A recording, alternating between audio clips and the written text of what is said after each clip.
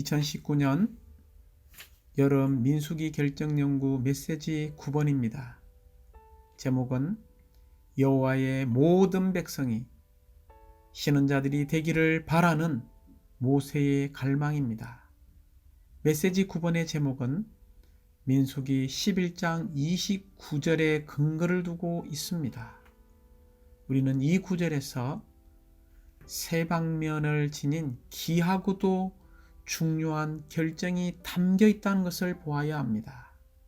첫 번째는 신원자들에 대한 방면이 있습니다. 누가 신원자가 될 수 있고 신원자들은 무엇을 하며 어떻게 그들이 신원자로 조성되고 어떻게 그들이 신원자의 직분을 수행할 수 있는가를 우리는 이 메시지에서 보아야 합니다. 두 번째는 하나님의 백성 가운데 소수만이 아니라 모든 백성이 신원자가 되어야 한다는 방면입니다. 하나님의 갈망은 단지 소수의 몇몇이 하나님을 위해 말하는 것이 아니라 하나님의 모든 백성이 신원자가 되도록 하는 것입니다. 세 번째 이 구절에서 우리가 만져야 하는 부담은 바로 좋겠고 좋겠네. 이것은 무엇을 말하고 있습니까? 이것이 하나님을 대표하는 하나님을 대언하는 이 모세의 갈망이지만 이것이 하나님의 갈망이라는 것입니다. 그러므로 하나님은 그분의 모든 백성이 신원자가 되기를 갈망하십니다. 바로 이것이 민수기 11장에 있는 모세의 갈망이자 고린도전서 14장에 있는 사도 바울의 갈망으로 반영되어 있다는 것입니다.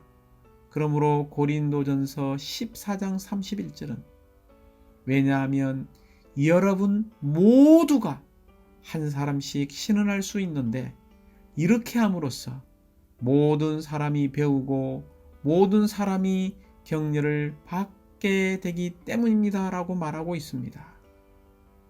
고린도전서 14장 31절에서 바울 행자님의 갈망은 무엇이었습니까?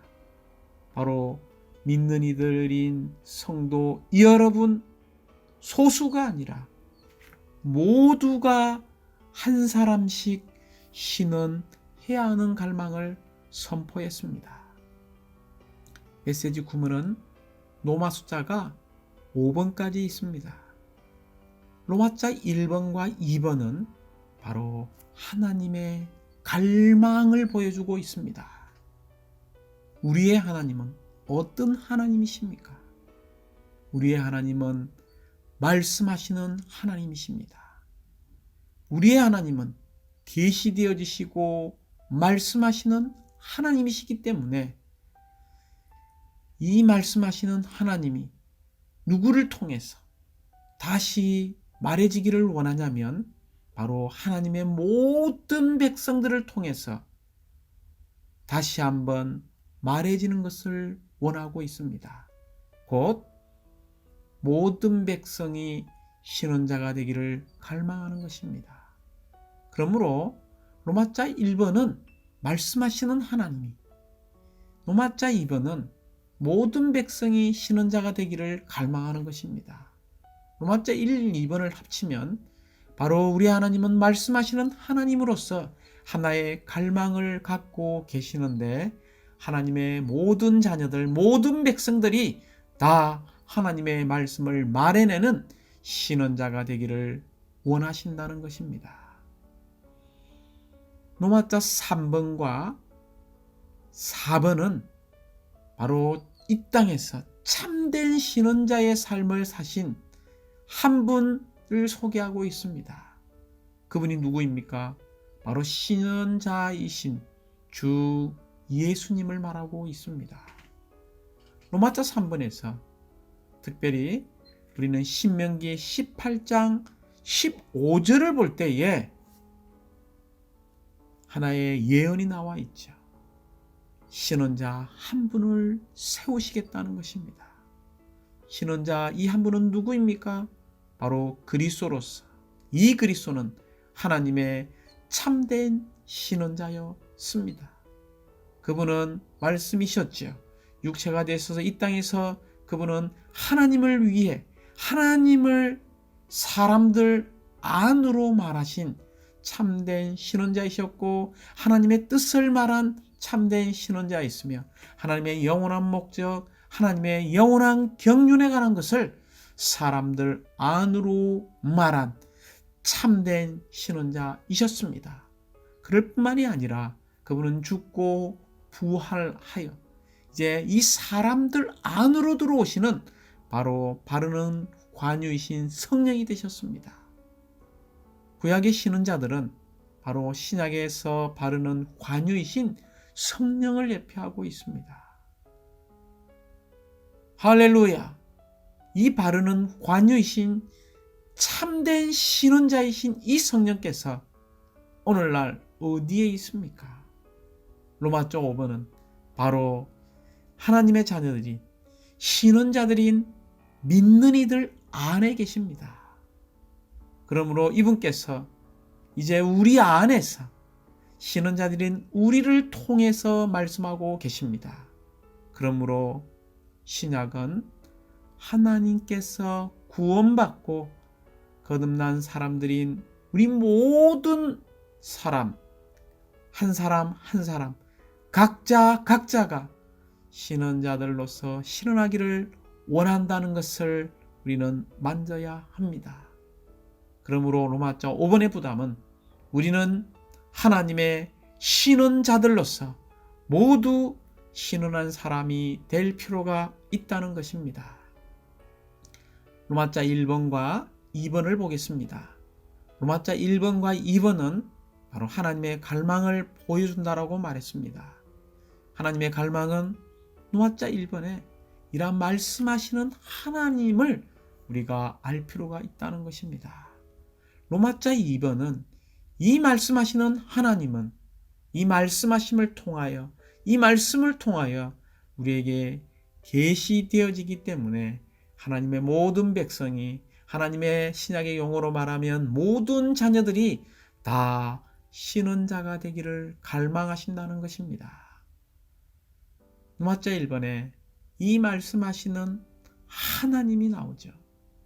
우리는 특별히 히브리서 1장 1절과 2절을 볼 때에 하나님께서 옛날에는 신원자들을 통하여 여러 부분과 여러 방식으로 우리 조상들에게 말씀하셨으나 이 마지막 날에는 아들 안에서 우리에게 말씀하셨습니다 라고 말하고 있습니다.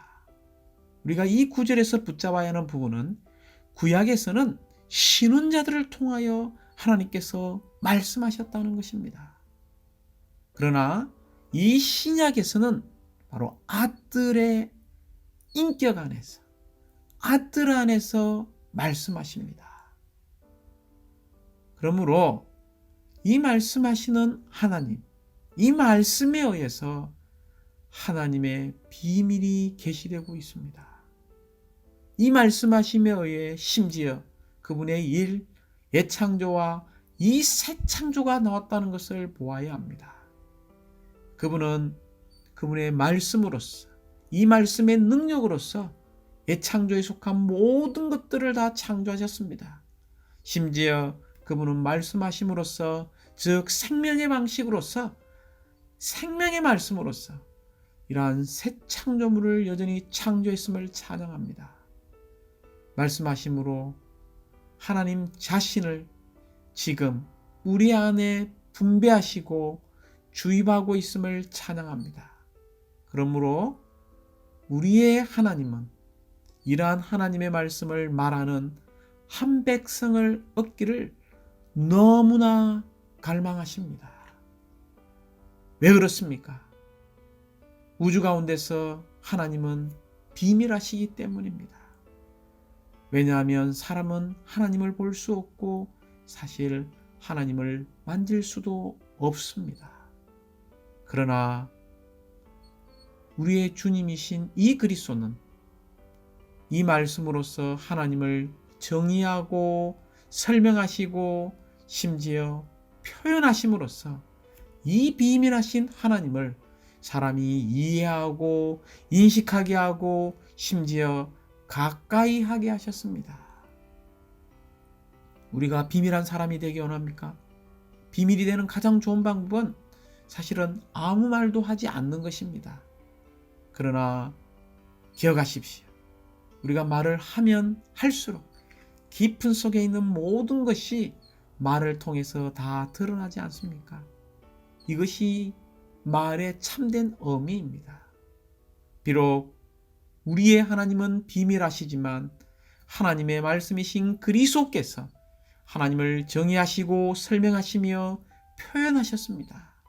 이 말씀은 하나님 자신이시며 숨겨지시고 감추어지시며 비밀하신 하나님이 아니라 정의되시고 설명되시고 표현되신 하나님이십니다. 말씀은 볼 수 없는 하나님이 아니시며 볼 수 있는 바로 그 하나님이십니다. 할렐루야. 우리 하나님은 비밀하시죠. 그러나 이 비밀은 하나님의 말씀에 의해서 계시되었음을 찬양합니다. 우리 하나님은 말씀하시며 우리에게 말씀하심을 통해 그분 자신을 우리에게 계시하시고 그분의 갈망을 표현하십니다. 살아계신 하나님은 말씀하심으로 그분 자신을 생명으로 우리 안으로 분배하시고 주입하십니다. 또한 하나님께서 말씀하실 때 하나님의 능력이 전달되며 이 하나님의 능력은 성장하고 산출하는 생명의 능력입니다. 그러므로 노마자 2번에서 우리의 하나님은 모든 백성이 신원자가 되기를 너무나 갈망하십니다. 다시 한번 모세는 민수기 11장 29절에서 여호와의 모든 백성이 신원자였으면 좋겠고라고 말했습니다. 이 구절에서 다시 한번 강조합니다. 첫 번째는 모든 백성이고 두 번째는 신원자이며 세 번째는 좋겠고 즉 갈망을 말하고 있습니다. 하나님은 사람이 그분을 위해 말하기를 갈망하시고 원하십니다. 특별히 다른 일을 위하여 말하는 사람이 신원자입니다. 또한 이 신원자는 하나님을 위해 말하고 하나님을 말해내는 하나님의 대변인들입니다. 심지어 이 신원자들은 하나님을 위해 말하는 사람으로서 특별히 구약에서 신원에 관한 모세는 미디안 이후에 예언을 했죠. 또한 신약에서 바울은 신원에 관해 우리에게 격려했습니다. 우리를 하나님의 빛과 계시 안으로 이끄시는 이 그리스도가 첫 번째 신원자가 되었음을 찬양합니다. 고린도전서 14장 31절에서 여러분 모두가 한 사람씩 신원할 수 있는 데라고 말했습니다. 그러므로 민수기 11장 29절과 고린도전서 14장 31절 이 두 구절에서 우리가 볼 수 있는 것은 신구약 성경 안에 하나의 일관된 관념이 있는데 그것은 바로 하나님께서 그분의 백성이 그분을 위해 말하기를 원하신다는 것입니다. 특별히 모든 성도가 신원하는 것을 회복하는 오늘날 주님의 회복 안에서 그리고 그리스도의 몸 안에서 가장 큰 가제들 중 하나라는 것을 잊지 마십시오. 고린도전서 14장 26절에 있는 사도 바울의 말에 따르면 교회가 함께 모일 때마다 곧 교회의 집회가 있을 때마다 각 사람이 찬송시를 가지고 있고 기억하십시오. 가지고 있고 또 가르침을 가지고 있고 계시를 가지고 있고 여기에서 가지고를 강조하고 있습니다. 이것은 교회가 함께 모일 때마다 상호성 가운데서 말하는 것이 있어야 함을 분명히 우리에게 가르쳐주고 있습니다. 우리 하나님은 어떤 하나님이십니까? 말씀하시는 하나님이시라고 말했습니다. 말씀하시는 하나님은 어떤 사람을 얻기 원하십니까? 바로 하나님의 말씀을 말해내는 한 백성을 얻기를 갈망하십니다. 그러므로 구원받고 그분의 생명을 가진 사람은 누구든지 하나님을 위해 말하고 하나님의 말씀을 말하는 것을 배워야 합니다. 우리가 오늘날에 이런 하나님의 참된 신원자가 되려면 우리 역시 이러한 진지한 갈망을 가져야 하며 배우고 훈련할 뿐 아니라 추구하는 사람이 되어야 합니다. 왜냐하면 우리의 하나님은 말씀하시며 우리에게 말씀을 통해 그분 자신을 우리에게 계시하시고 그분의 갈망을 표현하시기 때문입니다. 이제 로마자 3번에 왔습니다. 3번과 4번은 바로 신원자이신 주님에 관해서 말한다라고 이야기했습니다. 먼저 3번은 바로 신명기 18장 15절에서 신원자 한 분을 세우실 것을 말하고 있습니다. 신명기 18장 15절은 그대의 하나님 여호와께서 그대를 위하여 그대들의 형제들 가운데서 나와 같은 신원자 한 분을 세우실 것입니다. 그대들은 그의 말을 들어야 합니다라고 말하고 있습니다. 여기에서 신원자 한 분은 누구입니까? 바로 오실 그리스도를 말하고 있습니다. 이 오실 그리스도가 신원자 한 분으로 세워질 것이라고 신명기 18장 15절부터 19절에 약속되어 있습니다. 이러한 약속하신 신원자는 사도행전 3장 22절에 볼 때에 하나의 참된 이 성취가 있음을 감사합니다. 그리스도께서 이스라엘 자손에게 약속하신 그 신원자이십니다. 그러므로 신원자이신 이 그리스도는 사실 신성할 뿐만이 아니라 매우 인간적이십니다. 이제 우리는 이러한 분이 하나님의 말씀을 말한 것을 볼 수 있습니다. 하나님의 말씀을 말한다는 것은 어떤 뜻입니까? 바로 하나님을 분배하고 하나님을 다른 사람들 안으로 말해내는 것입니다. 다시 한번 이 로마자 3번을 강조하기 원합니다.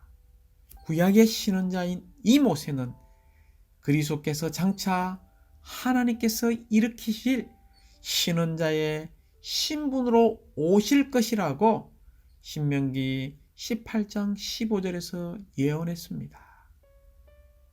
또한 사도행전 3장에서 베드로는 모세의 말을 인용해서 그리스도가 바로 하나님께서 모세를 통해 그분의 백성에게 주시겠다고 약속하신 신원자이시라는 것을 지적했습니다.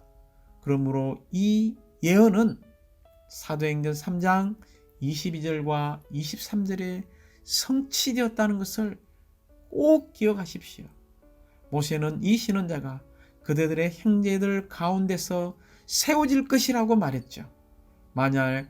만일 그리스도께서 다만 하나님이시라면 이스라엘 백성 가운데서 일어날 수 없으셨을 것입니다. 그러나 육체 대신 하나님이신 이 그리스도는 인성을 입으시고 한 유대인이 되셨습니다. 따라서 모세가 예언한 것처럼 그분은 그대들의 형제들 가운데서 세워진 신원자이십니다.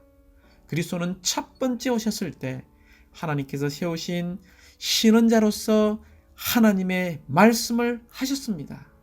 또한 하나님의 경륜에 관한 많은 것을 신원하셨으며 특별히 하나님의 경륜의 성취에 관해 신원하셨습니다. 그리스도는 첫 번째로 오셨을 때 참으로 위대한 신원자이셨습니다. 이분께서 죽고 부활하심으로써 그분은 노마자 4번에 바로 바르는 관유이신 성령이 되셨습니다. 구약의 신원자들은 신약에 바르는 관유이신 성령을 예표합니다. 특별히 신약에서 성령은 신원자들의 일을 대치하셨습니다. 성령의 기름 바름은 구약의 신원자들을 대치했습니다. 바르는 요소이신 이 성령은 이제 우리 안에서 신원자가 되셨습니다. 우리 안에 계신 이 기름 바르시는 이 영이 곧 그 신원자이시라는 것입니다. 다시 말하면 구약의 신원자들은 신약에서 바르는 관유이신 성령으로 예표되었습니다. 신약에서 바르는 관유이신 성령께서 인격적으로 직접적으로 우리 안에 들어오셔서 우리의 신원자가 되셨다는 것입니다. 오늘날 우리 안에 있는 이 생명의 법은 구약의 율법을 대체하고 성령의 기름 바름은 구약의 신원자들을 대체했습니다. 우리는 여전히 율법을 지키겠지만 외적인 율법을 지키는 것이 아니라 이제는 내적인 법을 지킵니다. 하나님의 생명은 우리 안에 있는 율법이며 바르는 관유이신 성령은 우리 안에 계신 신원자이십니다. 이제 마지막 로마서 5번은 이제 이런 놀라운 우리 안에 계시는 기름 바르시는 영이신 그 신원자이신 이 주님께서 우리를 통하여 다시 말씀하기를 원하십니다. 그러므로 로마서 5번의 부담은 신원자들인 우리가 반드시 신원할 필요가 있다는 것입니다. 신약은 하나님께서 구원받고 거듭난 사람들인 우리 모두가 신원자들로서 신원하기를 원한다는 것을 고린도전서 14장에서 보여주고 있습니다. 왜냐하면 신원은 교회를 건축하는 탁월한 은사이기 때문입니다. 구원받은 신약의 믿는 이들은 하나님을 위해 신원하는 신원자들이 될 수 있습니다. 특별히 하나님의 영에 의해 하나님을 위해 말하고 하나님을 말해 내므로써 사람들 안으로 하나님을 말해내는 신원자들이 될 수 있습니다. 우리가 이런 신원자가 되기 원한다면 우리는 하나님에 대한 충분한 지식과 그리스도에 대한 충분한 체험을 한 이러한 생명의 성장이 있는 사람이 되어야 합니다. 곧 많은 생명의 성장이 있을 때에 우리는 참된 하나님의 신원자들로서 신원하게 될 것입니다. 이런 신약의 신원자의 주된 일은 결국 다른 이들을 건축하고 격려하며 위로할 것입니다. 심지어 이런 신원자들의 목표는 이 신원의 목표는 결국 그리스도의 몸인 교회를 건축할 것입니다. 사랑하는 형제 자매님들, 그러므로 우리는 신원하는 사람이 되어야 하겠죠. 왜냐하면 이 신원은 그리스도의 몸을 건축하기 때문입니다.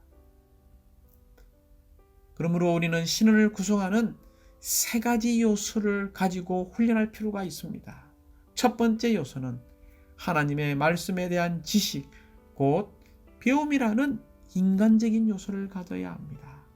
다시 말하면 우리는 하나님의 말씀에 대한 온전한 지식을 가져야 하고 또한 이러한 말씀이 우리 안에 풍성히 거해야 하며 하나님의 의의 말씀에 익숙하고 이러한 말씀을 처음 하는 이러한 지식, 이러한 배움이라는 인간적인 요소를 가질 필요가 있습니다.